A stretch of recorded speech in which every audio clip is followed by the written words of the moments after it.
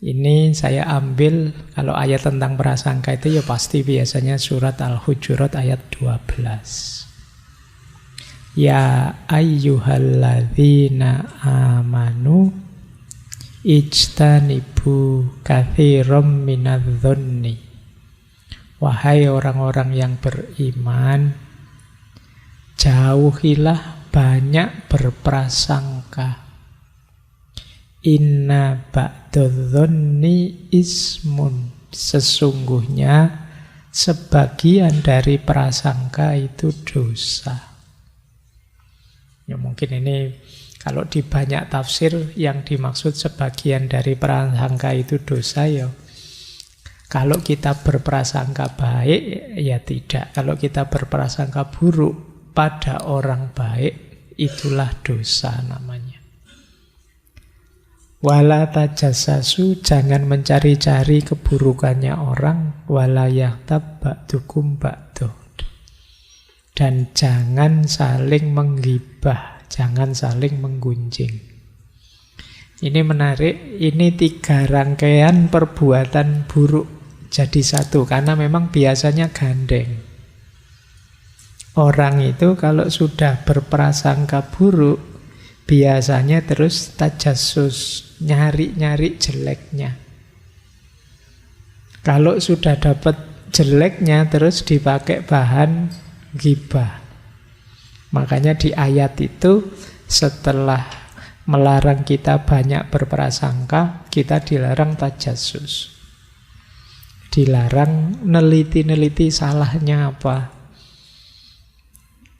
pada saudara-saudara kita.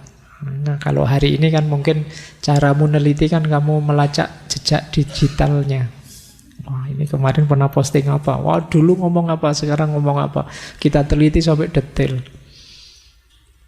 Itu namanya tajassus. Kalau dalam agama termasuk perbuatan tercela. Nah, setelah tajassus mencari-cari kesalahan, biasanya lanjut dengan hibah. Wah, jadi bahan ngerumpi, bahan gosip.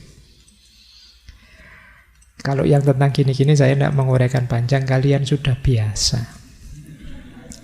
Jadi uraiannya di pengalamanmu masing-masing sudah. Apa itu prasangka, apa itu tajassus, apa itu hibah. Nah, sekarang kita masuk ke teori-teori filosofi-filosofi dan beberapa wawasan psikologis tentang prasangka. Bismillah, nah ini belajarnya sekarang. Prasangka kalau dalam bahasa Inggris prejudice. Ada yang bilang akar katanya dari bahasa Latin prejudicium, yang artinya ketika kita menilai, memutuskan berdasarkan pengalaman sebelumnya. Itu namanya prejudicium. Pre itu kan sebelum, nah, judicium itu menilai. Cuma ini maksudnya misalnya kemarin minggu lalu takmir itu ngasih saya air putih, nanti mesti juga air putih lagi, berarti saya harus siap-siap bawa kopi sendiri misalnya. Nah, ini namanya dinilai berdasarkan pengalaman yang kemarin. Ini makna harafiahnya dari sisi kata-katanya. Tapi secara umum prasangka itu didefinisikan sebagai pandangan atau penilaian secara negatif terhadap seseorang atau sekelompok orang. Yang jadi kunci namanya terus prasangka itu kalimat yang belakang ini, tanpa dasar faktual atau pengalaman yang aktual. Jadi kamu memandang seseorang atau sekelompok orang dengan negatif, tapi tidak ada dasarnya, tidak ada faktanya, tidak berdasarkan pengalaman aktual kita. Itulah prasangka.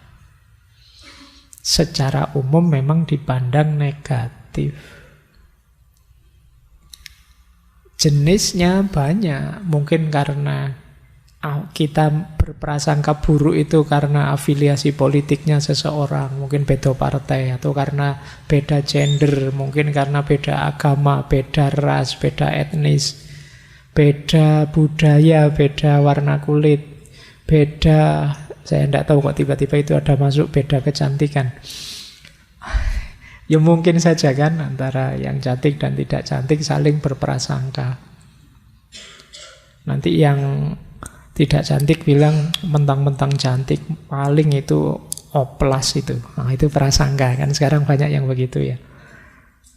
Atau yang cantik berprasangka pada yang buruk, Allah Pak Dune iri sama saya. Itu saling berprasangka.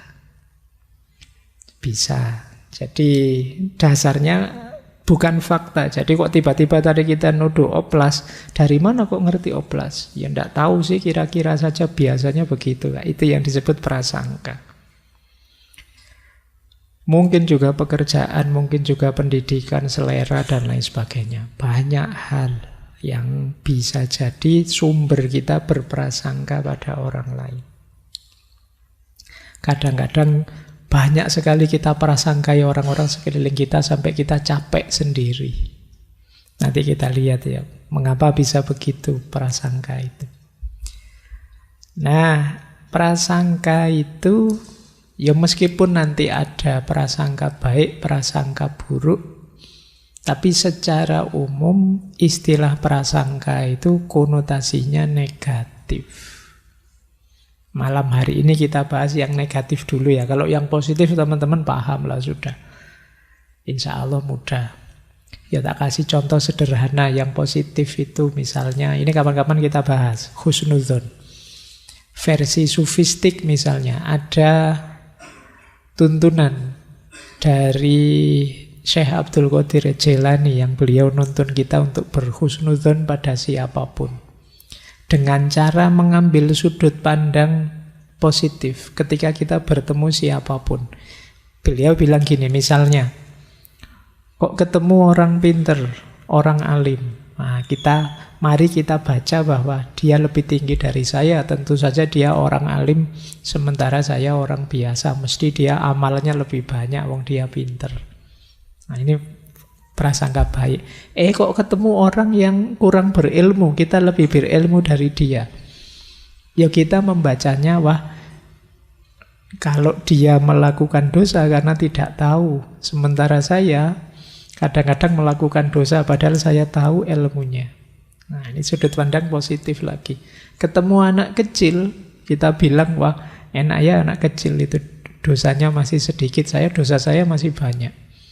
Ketemu orang tua, wah, orang tua ini amalnya mesti sudah banyak. Sementara saya sampai usia sekian amalnya masih belum seberapa. Ketemu orang kaya, wah, orang ini enak ya amal sedekahnya mesti banyak. Kalau saya buat makan saja pontang-panting, apalagi untuk sedekah. Jadi kita ngambil sudut pandang yang tidak menjelekkan orang. Ini untungnya dua, selain husnudzon, jadinya kita tidak sombong, tidak merasa lebih tinggi. Bahkan ketemu orang jahat sekalipun, kalau petunjuknya Syekh Abdul Qadir Jailani, wah, orang itu jahat, tapi bisa saja nanti dia tobat, maka tiba-tiba levelnya 0 lagi. Sementara saya yang sekarang baik, siapa tahu tiba-tiba dibalik hati saya oleh Allah, akhirnya jadi jahat. Nah, ini jadi cara membacanya begitu. Untuk contoh husnudzon. Cuma ini kapan-kapan kita membahasnya ya. Kita malam hari ini berpikir negatif dulu, prasangka yang negatif dulu. Baik, prasangka itu jenis sikap. Jadi satu behavior. Kalau sikap itu isinya 3. Ada feeling, ada belief, ada action. Ketika saya berprasangka pada seseorang, prasangka buruk, ya saya merasa saya benar bahwa dia buruk. Saya yakin bahwa dia buruk. Yang dari situ terus mendorong saya memperlakukan dia secara buruk.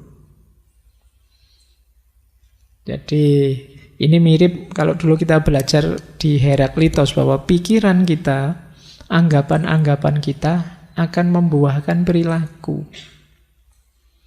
Misalnya ya, sampean deket punya teman, terus sampean anggap, wah temanku kok wajahnya kayak gitu ya, tatonya banyak, copet ini mesti. Nah, misalnya, itu kan prasangka. Loh, ketika sampean curiga, menganggap dia copet, berprasangka dia copet, itu kan perilakumu juga mungkin dompetmu bolak-balik mbok pegangi, atau kamu menjauh-jauh di luar jangkauannya dia, atau kalau mau pokoknya perilakumu ya perilaku orang curiga khawatir dicopet. Jadi dari prasangka itu muncul perilaku. Maka prasangka buruk itu ya melibatkan feeling, melibatkan belief, dan melibatkan action. Tindakan kita dituntun oleh pikiran kita, oleh yang kita percayai. Karena pikiran kita negatif, ya akan lahir tindakan yang negatif. Itu dulu kalau bahasanya Heraklitos kan ethos anthropoi daimon. Jadi apa yang kita pikirkan yaitu akan membentuk karakter kita, dan karakter itulah yang akan menentukan jalan hidup kita. Yang di sana Heraklitos ngasih contoh, kalau cara berpikir kita seperti keledai, ya kita akan lebih memilih jerami daripada emas. Kalau cara berpikir kita seperti babi, ya kita lebih milih lumpur daripada air bersih. Makanya kalian jangan heran, kok ada ya Pak orang lebih milih kejahatan daripada kebaikan. Itu cara berpikirnya. Kok ada ya Pak orang sudah kaya, hidup nyaman, malah milih yang buruk-buruk, yang jahat-jahat. Itu karena cara berpikirnya. Kalau kita yang waras, yo antara air jernih sama lumpur, yo milih lumpur. Enggak ya, milih air jernih ya. Baik, milih air jernih. Itu saya kapan itu baca ada komentar lucu, kan ada orang selingkuh ketangkep. Nah, selingkuhannya itu jauh standarnya di bawah istri aslinya. Wah, komentari netizen luar biasa itu. Nah, ini bisa pakai teori tadi. Jadi kok bisa ya sudah punya pasangan seluar biasa itu malah selingkuh dengan yang kayak gitu. Nah, ini teorinya tadi. Ya meskipun kita beri emas, dia tetap milih jerami. Kenapa? Cara berpikirnya keledai. Baik, ini contoh saja ilustrasi. Itu yang dimaksud sikap. Jadi prasangka tadi akan nuntun tindakan kita, akan nuntun perilaku kita. Nanti ada teorinya, level-levelnya prasangka. Tindakan apa saja sih yang menunjukkan prasangka itu? Nah, bedanya apa prasangka dengan bukan prasangka? Ini saya ambil dari tokoh psikolog Gordon Allport. Kata dia, ayo kita bedakan antara prejudgment dan prejudice. Ini dua hal yang berbeda, kata dia. Kalau prejudgment positif, kalau prejudice negatif. Prejudice itu yang gimana, kata dia? Jika seseorang mampu memperbaiki penilaiannya yang salah berdasarkan bukti baru, maka dia tidak punya prasangka. Jadi prejudgment itu ya saya menilai, saya punya teman saya menilai. Kadang-kadang penilaian saya memang negatif. Tapi nanti kalau ada bukti, ternyata saya salah, kamu orang baik. Nah, ini saya mau berubah, ini namanya prejudgment. Karena manusia itu kan memang ketemu apa saja, ketemu siapa saja menilai. Kok terbukti penilaiannya salah, ya saya mau berubah. Ini namanya prejudgment. Tapi kalau prasangka tidak. Kalau prasangka itu meskipun ada bukti yang berlawanan dengan anggapannya, dia tetap tidak mau berubah. Jadi prasangka hanya jadi prasangka jika tidak mau diubah ketika dihadapkan pada pengetahuan baru. Prasangka itu tidak seperti kesalahpahaman biasa. Karena prasangka secara aktif menolak semua bukti yang dapat menggoyahkan prasangka. Kita cenderung menjadi emosional ketika prasangka terancam oleh kontradiksi. Jadi perbedaan antara prejudgment dan prasangka adalah prejudgment dapat didiskusikan dan diperbaiki tanpa perlawanan emosional. Kalau prasangka tidak. Jadi natural saja bahwa kita itu kalau ada teman baru, ketemu orang, siapapun yang kita hadapi, kita menilai.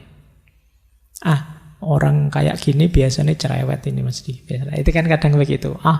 Saya dulu punya teman kayak gini nanti susah ini. Gayanya ngakrab-ngakrab nanti tiba-tiba pinjem 100 dulu misalnya. Nah itu kan kamu prasangka. Tapi sudah bergaul lama ternyata ternyata anaknya baik kok, malah dia suka membantu. Nah kalau itu prejudgment, kamu mau berubah. Ternyata anak baik, berarti saya salah. Harus saya ubah cara berpikir saya. Nah, ini positif. Tapi ada yang negatif. Mungkin hasilnya gitu, belum kelihatan saja. Tunggu saja nanti pada saatnya. Ini namanya prasangka. Jadi ini bedakan dua ini ya, antara prejudgment dan prasangka. Hari ini di medsos banyak jenisnya prasangka itu. Sudah kelihatan faktanya tapi masih bantah. Karena ingin berprasangka buruk terus pada orang yang dia benci. Nah, saya lanjutkan sekarang. Kenapa orang kok bisa berprasangka? Kayak tadi kamu deket orang rambutnya gondrong, curiga. Deket orang punya tato, curiga. Deket orang anggota kelompok ini, takut. Deket orang ini kan prasangka-prasangka. Kok bisa lahir yang seperti itu? Ada beberapa sebabnya. Yang pertama, social learning. Jadi ada namanya social learning teori. Namanya teori belajar sosial. Biasanya kita itu tidak suka kepada orang yang seperti apa atau suka pada orang yang seperti apa, itu ditanamkan oleh kondisi sosial di sekeliling kita. Kita mengikuti dan meniru perilaku orang-orang di sekeliling kita. Jadi itu namanya social learning teori. Ketika kita hidup di satu masyarakat, kita itu kan ingin diterima di situ. Karena ingin diterima, maka kita ikuti semua cara berpikir masyarakat di situ. Mana yang oleh masyarakat dianggap baik, mana yang dianggap buruk, kita ikuti. Kayak kita ingin masuk di circle yang kita sukai misalnya. Itu kan kita ingin menyesuaikan diri di circle itu.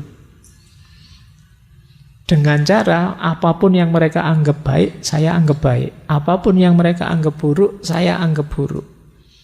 Ini nanti antara lain lahirnya prasangka-prasangka. Biasanya setiap kelompok sosial, setiap masyarakat punya prasangka-prasangkanya sendiri. Itulah nanti yang dikenal sebagai konformitas. Kita menyesuaikan, mencocokkan diri dengan lingkungan kita. Nah, social learning ini sebab paling kuat yang mencetak cara berpikir kita, termasuk yang berhubungan dengan prasangka-prasangka. Yang kita anggap buruk, kita anggap jelek, kita anggap merusak, kita anggap ngaco, kita anggap itu sebagian besar ditanamkan dari masyarakat sekeliling kita. Itulah yang disebut social learning, pembelajaran sosial. Ini biasanya jauh lebih kuat daripada pembelajaran di kelas-kelas.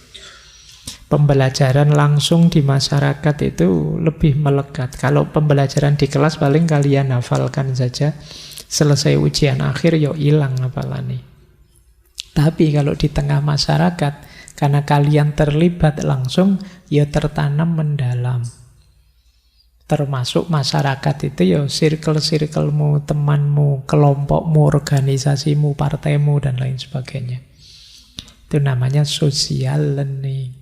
bapak saya itu loh, yang saya pelajari padahal ya kitab-kitab yang luar biasa isinya amal soleh semua. Kok saya bisa ya punya prasangka yang buruk, Pak?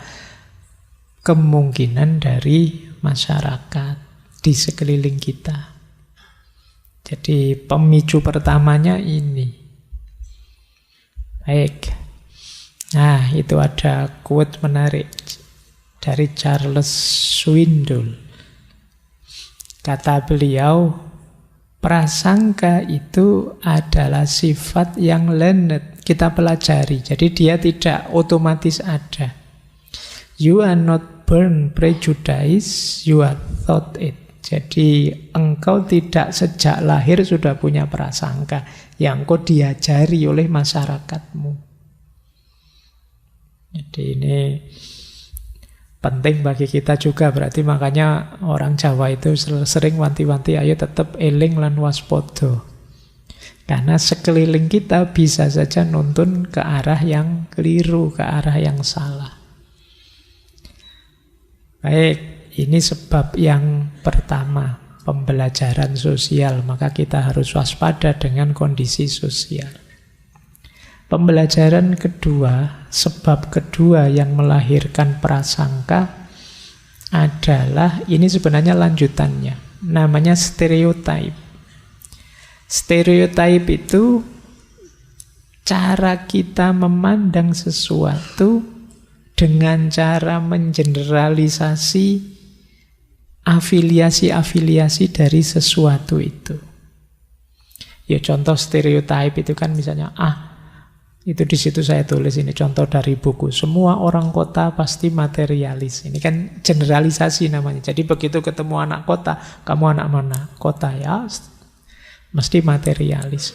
Kamu anak daerah mana? Saya anak dari daerah sini. Anak dari daerah sana materi-materi. Kamu anak daerah mana? Wah, orang daerah sana kasar-kasar. Misalnya. Nah, ini namanya stereotype. Jadi kamu ngejudge orang, memprasangkai orang sesuai dengan afiliasinya yang sebelumnya sudah kamu generalisir. Lembagamu apa? Saya ikut lembaga ini. Mesti ngaco, mesti. Partaimu apa? Partai ini. Itu mesti isinya. Itu namanya mengeneralisir. Itu namanya stereotype. Jadi, ya seringkali kita tidak adil pada orang karena cara berpikir stereotype ini. Kita anggap kalau anggota kelompok ini mesti negatif di sini. Kalau orang dari daerah itu mesti negatif di sini. Kalau orang, ini namanya stereotype. Stereotype ini memang memudahkan kita untuk berprasangka. Stereotype itu kan dasarnya biasanya begitu. Saya niteni begitu. Tapi kalau tidak hati-hati kita jatuhnya tidak adil. Kita menzolimi orang. Jadi stereotype memudahkan kita untuk memberi kategori, memberi nilai. Tapi itu tadi karena melakukan generalisasi, akhirnya mungkin orang baik pun kita anggap jelek sesuai afiliasinya. Mungkin misalnya ada contoh, banyak kalangan di barat nganggap Islam itu teroris. Maka begitu kita yang namanya sangat Arab ke luar negeri, interogasinya lama. Karena kita dicurigai. Ini namanya stereotype. Nah, dalam banyak kasus juga kadang-kadang kita sendiri yang mempraktekkan itu. Saya tidak mau Pak punya teman dari daerah sana. Kenapa? Biasanya. Nah itu mulai stereotype sudah kalau sudah begitu. Stereotype bisa jadi sumbernya prasangka. Maka kita harus hati-hati. Ini jatuhnya bisa menzolimi orang. Tidak adil pada orang lain. Nah, ini ada kalimat dari Einstein. Dia punya kalimat menarik. Hanya sedikit orang yang mampu mengungkapkan pendapat dengan mantap yang berbeda dengan prasangka lingkungan sosialnya. Kebanyakan orang tidak mampu membentuk pandangan seperti itu. Jadi kata Einstein, kita itu terjebak dengan pembelajaran sosial, dengan stereotip-stereotip, dan pikiran kita terbentuk begitu. Jarang orang yang mampu keluar dari jebakan stereotip, cara berpikir prasangka yang ada di komunitas sosialnya. Hanya orang-orang hebat yang bisa seperti ini. Orang biasa tidak akan mampu. Kalau kata filosof Jerman Heidegger, sebagian besar manusia itu tidak otentik. Istilahnya dia dasman. Kenapa tidak otentik? Dia tenggelam dalam kerumunan. Jadi kita ini hanya pasukan tepuk tangan saja. Ketika yang lain ke utara, ikut ke utara. Yang lain ke selatan, kita ikut ke selatan. Ini namanya tidak otentik. Dan kalau versinya Einstein, ya seperti itu. Jarang orang bisa keluar dari tadi tuntutan-tuntutan pembelajaran sosial dan tuntutan-tuntutan stereotip yang berkembang di sekelilingnya. Hanya orang-orang hebat yang mampu. Nah, kalian semoga yang mengikuti ngaji ini termasuk yang hebat. Ya wis. Ini bukan kampanye ya, meskipun ada aminnya. Saya khawatir saja tiba-tiba kok semua amin. Ini doa ya. Sekarang serba salah, serba repot ya. Baik, saya 4 hari yang lalu itu ada satu forum kajian. Terakhir saya disuruh doa. Ning saya beralasan jangan, saya PNS. Loh kenapa Pak Faiz? Nanti kalau berdoa kan ada nanti dianggap kampanye. Baik. Ya, tadi aminnya doa ya. Kita lanjutkan. Nah, ada lagi pemicu lahirnya prasangka-prasangka, yaitu namanya realistic conflict.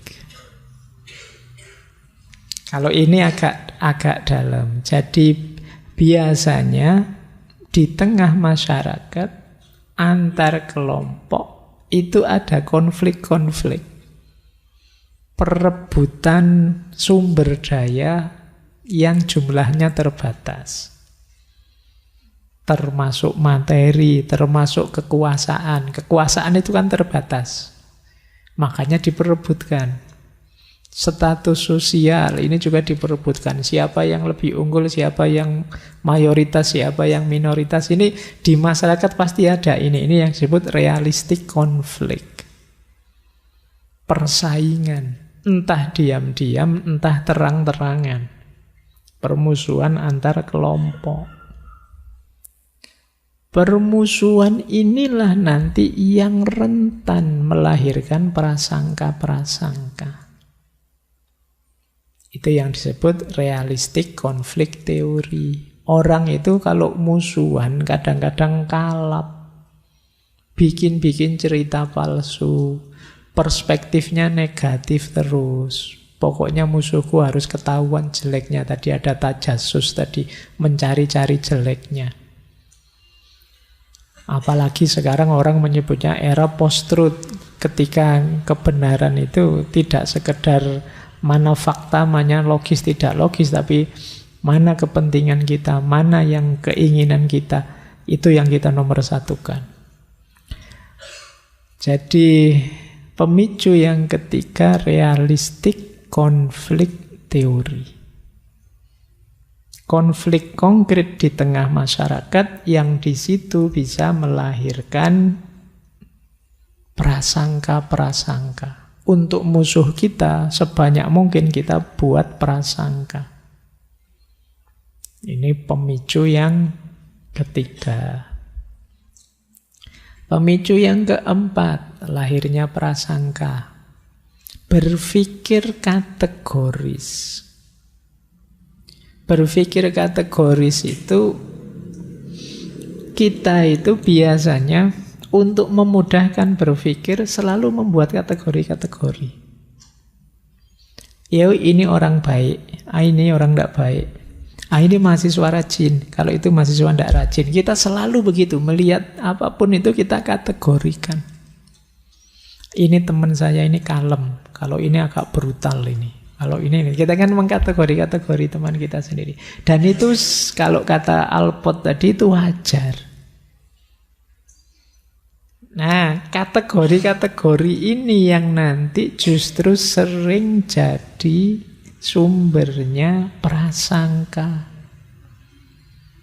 Jadi karena di kepala kita sudah banyak kategori, melihat apa saja kita gunakan kategori ini.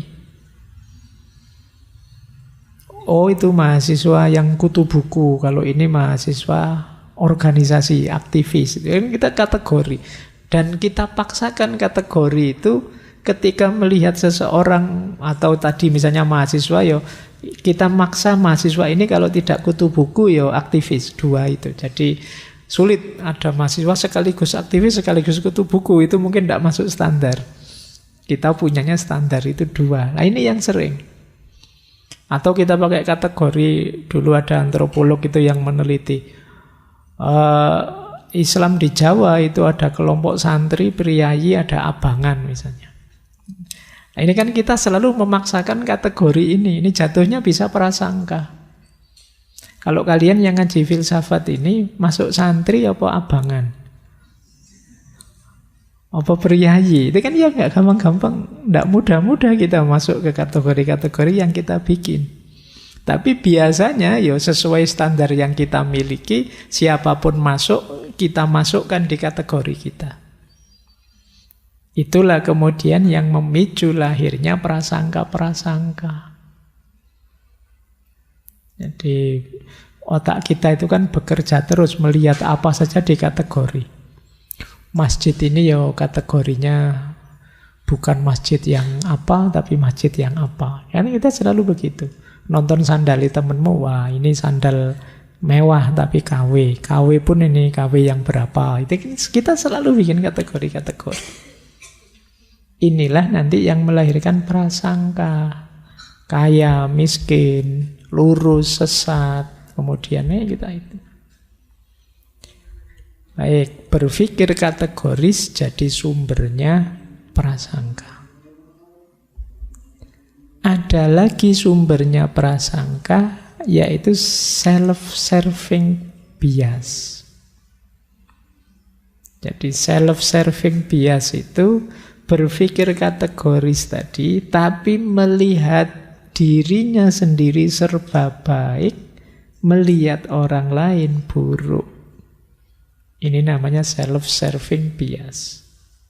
Jadi kalau sukses itu karena aku, tapi kalau gagal yang lain. Nah, ini namanya self-serving bias. Alhamdulillah lulus, iyalah kan saya belajar serius, mati-matian. Belajarnya sama, peristiwanya sama, tapi kok gagal, itu mesti, yo kalian sih ganggu terus, kalian sih nyari kambing hitam kemana-mana kalau gagal. Ini self-serving bias. Akhirnya jatuhnya aku selalu baik, kalian yang di luar aku yang jelek. Kita pasti baik, mereka yang jelek. Self-serving bias inilah nanti yang melahirkan prasangka-prasangka. Nah, jadi teman-teman mulai waspada ya sekarang, biar tidak terlalu banyak prasangka. Ayo kita kritisi pembelajaran sosial. Ayo kita cek stereotip yang ada di pikiran kita. Mari kita evaluasi lagi apa pas kategori-kategori yang kita bikin. Kita cek lagi, jangan-jangan kita di self-serving bias ini. Kalau gagal, yang dicari kambing hitam. Kalau sukses, sombongnya luar biasa. Ini masalah sudah kalau di sini.